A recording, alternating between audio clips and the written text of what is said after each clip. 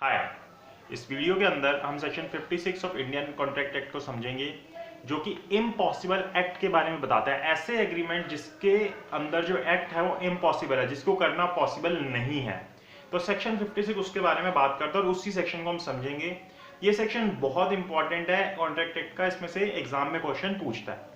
अब देखिए, जो सेक्शन 56 है जो हमें इम्पॉसिबल एक्ट के बारे में बताता है, ये 3 पार्ट के अंदर डिवाइडेड है। पहले ये हमें वो वाले इम्पॉसिबल एक्ट बताता है कि जिस वक्त हमने एग्रीमेंट किया उसी वक्त वो एक्ट इम्पॉसिबल था। दूसरा, जिस वक्त हमने एग्रीमेंट किया उस वक्त तो वो एक्ट पॉसिबल था, बट फिर बीच में वो कभी इम्पॉसिबल बन गया, जिसको हम सुपरवीनिंग इम्पॉसिबिलिटी बोलते हैं। और तीसरा, जिसके अंदर उसको कंपनसेशन पे करना पड़ता है अपनी गलती के कारण। अब देखिए, हम इसको रीड करते हैं, क्या बोलता है इसके अंदर।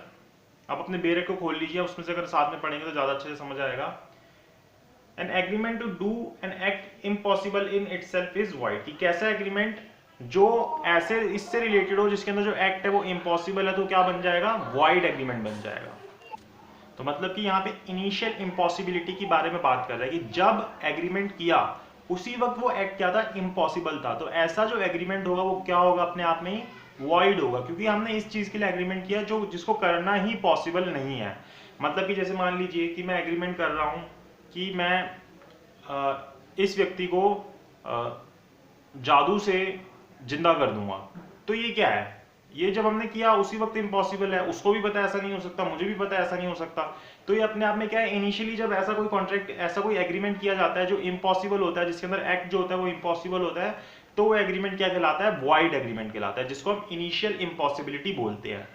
उसके बाद हमें जो सेकंड पार्ट के अंदर ये बताता है सुपरवीनिंग इम्पॉसिबिलिटी के बाद में, ये सब्सिक्वेंट इम्पॉसिबिलिटी की बाद में वो इम्पॉसिबिलिटी हो जाती है। जिस वक्त हमने एग्रीमेंट किया था उस वक्त तो उस एक्ट को करना पॉसिबल था, लेकिन वो बाद में इम्पॉसिबल हो जाता है। और उसके बहुत सारे रीजंस होते हैं कि वो क्यों इम्पॉसिबल हो गया, वो भी रीजंस भी हम देखेंगे। तो पहले हम समझते हैं कि क्या बोलता है। Contract to do act afterwards becoming impossible और अनलॉफुल, की ऐसे कॉन्ट्रैक्ट जिसके अंदर जो एक्ट होता है वो बाद में इम्पॉसिबल या फिर अनलॉफुल बन जाता है, जिसको करना लीगल नहीं रहता।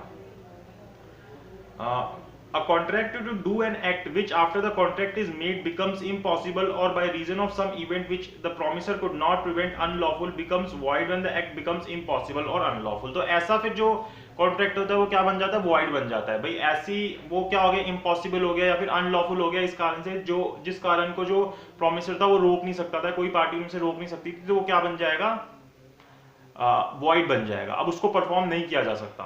किस वजह से? क्योंकि वो इम्पॉसिबल हो गया या फिर अनलॉफुल हो गया। इसी को हम सुपरवीनिंग इम्पॉसिबिलिटी बोलते हैं।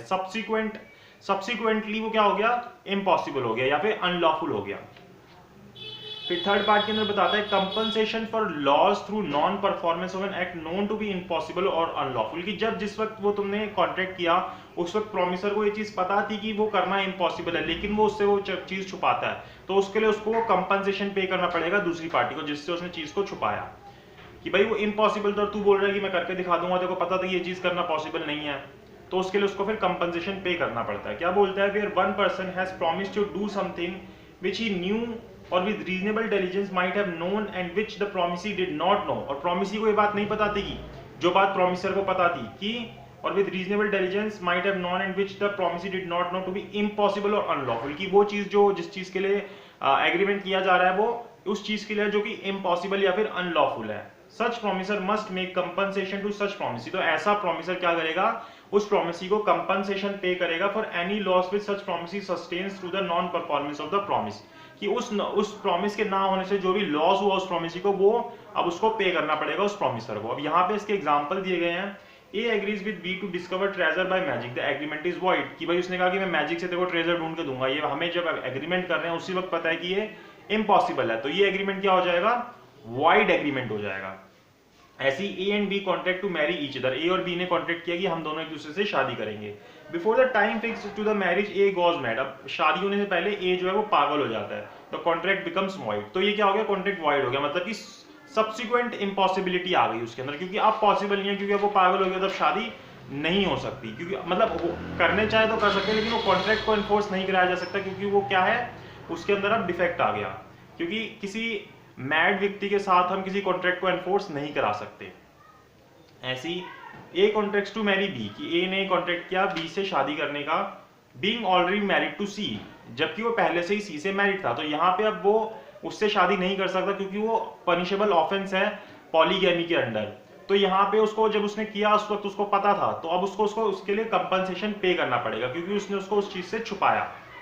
तो ये सारे एग्जांपल्स हमें इसके अंदर दिए गए हैं। इसके बाद हम देखते हैं कि क्या ग्राउंड्स होते हैं जिन ग्राउंड्स के बेसिस पे कोई जो फ्रस्ट्रेशन होती है, मतलब कि फ्रस्ट्रेशन या डॉक्ट्राइन ऑफ फ्रस्ट्रेशन एप्लीकेबल हो जाता है। तो जैसे डिस्ट्रक्शन ऑफ सब्जेक्ट मैटर की, जब जिस वक्त हमने कॉन्ट्रैक्ट किया उस वक्त तो ठीक था, लेकिन बाद में क्या हुआ, वो सब्जेक्ट मैटर डिस्ट्रॉय हो गया।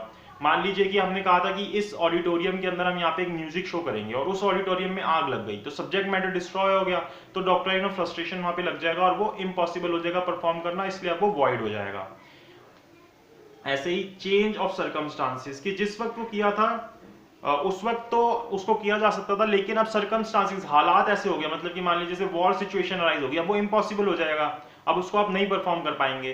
तो चेंज इन सर्कमस्टांसिस के कारण भी फ्रस्ट्रेशन का प्रिंसिपल अप्लाई हो जाता है। ऐसी non occurrences of contemplated event कि जो कंटेम्पलेटेड इवेंट होने थे वो नहीं हुए। जैसे हमने बोला कि यहाँ पे इस रूम के अंदर हम प्रोसेशन सेरेमनी करेंगे, लेकिन अब जिस व्यक्ति के लिए प्रोसेशन सेरेमनी होनी थी वो व्यक्ति बीमार हो गया, उस कारण से हमने वो कंटेम्पलेटेड इवेंट नहीं किया, तो यहाँ पे डॉक्ट्राइन ऑफ फ्रस्ट्रेशन एप्लीकेबल हो जाएगा। ऐसी डेथ और इनकैपेसिटी ऑफ पार्टी की, भाई जो व्यक्ति था जिसने उसको करना था उसी की डेथ हो गई, या फिर अब वो इस काबिल नहीं है कि उसको कर पाए, तो फिर वहां पे भी डॉक्ट्राइन ऑफ फ्रस्ट्रेशन हो जाता है। जैसे वो मैड हो गया था जिसके अंदर मैंने एग्जांपल दिया था। या गवर्नमेंट और लेजिस्लेटिव इंटरवेंशन की, भाई गवर्नमेंट जो है उस चीज को अनलॉफुल डिक्लेयर कर देती है या किसी तरीके से गवर्नमेंट इंटरवेंशन होता है, तो फिर वहां पे भी डॉक्ट्राइन ऑफ फ्रस्ट्रेशन एप्लीकेबल हो जाता है। ऐसे ही अगर मान लीजिए दो कंट्रीज के बीच में वॉर हो जाए, तो फिर वहां पे भी डॉक्ट्राइन ऑफ फ्रस्ट्रेशन एप्लीकेबल हो जाता है, क्योंकि अब पॉसिबल नहीं है कि आप उस एक्ट को परफॉर्म कर पाए। अब क्या इफेक्ट्स आते हैं फ्रस्ट्रेशन के, कि सबसे पहली बात तो ये होती है कि जो फ्रस्ट्रेशन होती है वो सेल्फ इंड्यूस नहीं होनी चाहिए, अपने कारण से वो बनाई नहीं गई होनी चाहिए, वो दोनों के कंट्रोल में नहीं होनी चाहिए, जो दोनों पार्टीज है उनके कंट्रोल में नहीं होनी चाहिए। दूसरी बात, फ्रस्ट्रेशन ऑपरेट्स ऑटोमेटिकली। अब जब ऐसा होगा, कोई ऐसा एक्ट हो जाएगा जो दोनों के कंट्रोल में नहीं है और उसकी वजह से वो इम्पॉसिबल हो गया, तो अपने आप फ्रस्ट्रेशन जो है ऑटोमेटिकली उसके ऊपर अप्लाई हो जाएगा। और तीसरी बात, एडजस्टमेंट ऑफ राइट्स, मतलब कि रेस्टिट्यूशन, जो हमने सेक्शन 65 के अंदर पढ़ा हुआ है, जो अभी आप देखेंगे तो आपको मिल जाएगा उसके अंदर, जिसके अंदर अगर कोई बेनिफिट अराइज किए गए होते हैं तो वो बेनिफिट जो होते हैं वो वापस करने पड़ते हैं। यहाँ पे हम एक प्रिंसिपल एक प्रिंसिपल आता है जिसको हम बोलते हैं पेरी डेलिकेटो।